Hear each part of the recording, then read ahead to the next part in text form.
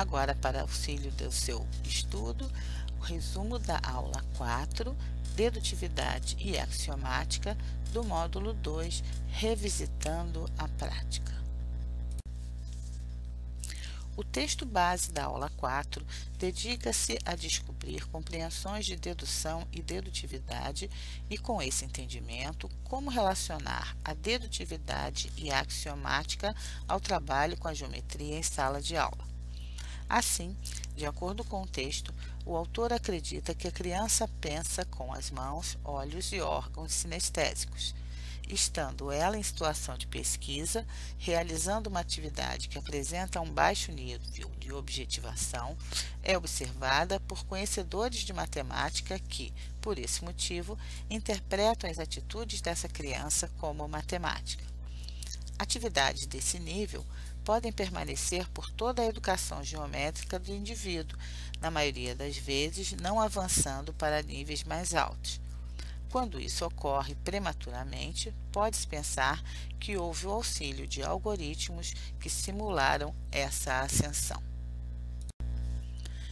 Se, de outra forma, conforme assinala o autor, a introdução de objetos matemáticos é feita por meio de definições, ainda assim a dedutividade estará no início da educação geométrica.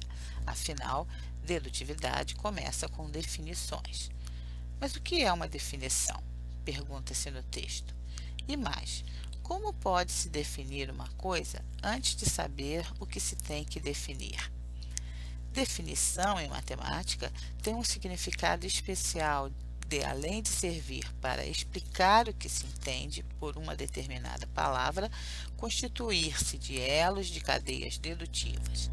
Importante é saber em que cadeia cada elo deve forjar-se. Nesse ponto, é interessante que se faça uma reflexão a respeito da dedutividade e da definição. Interpretamos que o texto dado nos esclarece que a dedutividade se dá a partir da organização de propriedades de um objeto, observadas por aquele que está em atividade, e que esta organização possibilita a este sujeito definir o objeto estudado.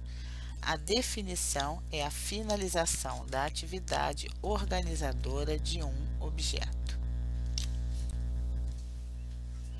Para que possamos compreender o que seja uma boa instrução em geometria, que possa ser eficiente para nossos alunos, o autor comenta que ela deve privilegiar, aspas, aprender a organizar um problema de um assunto e aprender o que é organizar. Aprender a conceituar e o que é conceituar, aprender a definir e o que é uma definição. Fecha aspas, página 2 do texto. A obra Os Elementos de Euclides é considerada por Freudenthal um fenômeno único na matemática da antiguidade. Nela, encontramos axiomas, postulados, hipóteses, definições, pressupostos para a construção da geometria, mesmo que já houvessem princípios estabelecidos desde Hipócrates e Tales. Esta obra é a soma das partes logicamente organizadas da matemática, e não é a organização lógica da matemática. Apesar disso, tornou-se um modelo de dedução rigorosa dos princípios definitivos. Vocês conhecem esta obra, Os Elementos de Euclides? Podemos conversar um pouco sobre ela? O autor compara a geometria dedutiva tradicional com a axiomática que ele propõe chamar de organização local e organização global. Enquanto a organização local é alcançada facilmente pelos alunos, a organização global dificilmente o é, pois exige que o aluno consiga olhar compreensões individuais e conectá-las na direção de uma compreensão maior. Outra diferença entre a dedutividade tradicional e a axiomática apontada pelo autor diz respeito às definições. Na organização local, o aluno se familiariza com definições descríticas e as algorítmicas. para alcançar a organização global é necessário penetrar na definição implícita dos axiomas. Para finalizar nosso resumo, uma pergunta sobre axiomática e dedutividade tradicional.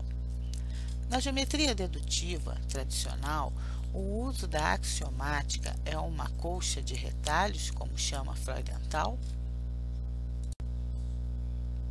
E agora, muita atenção! Estamos finalizando o nosso módulo 2 e, por isso, vamos repassar para vocês a atividade finalizadora deste módulo. A atividade é a seguinte: construa um texto relacionando os temas e conteúdos das aulas deste módulo. Será indicado na plataforma Moodle o local para você postar sua atividade. Fiquem atentos ao prazo indicado. Bom trabalho! E para encerrar, vamos relembrar a atividade final do curso. Afinal, com este módulo 2, estamos também encerrando o nosso curso. Conforme já enunciado no final do módulo 1, a atividade final é a seguinte: desenvolver um planejamento para um curso de geometria direcionado à série de sua escolha, dentre as possibilidades do ensino fundamental e médio, utilizando para isso o conteúdo estudado neste curso. Complemente seu trabalho com as justificativas teóricas correspondentes. Se desejar, crie um blog para publicá-lo e informe o endereço para nós. Você poderá também aplicar partes de seu curso a turmas com quem esteja trabalhando e registrar neste blog a sua experiência, inclusive com fotos da atividade aplicada. Nossa próxima transmissão será no dia 6 de julho, às 19h30, pelo YouTube. Não perca, é nossa última oportunidade de estar conversando. Envie suas questões e comentários pelo nosso fórum para direcionar a nossa conversa nesse dia do encontro. Estejam todos lá. Até lá!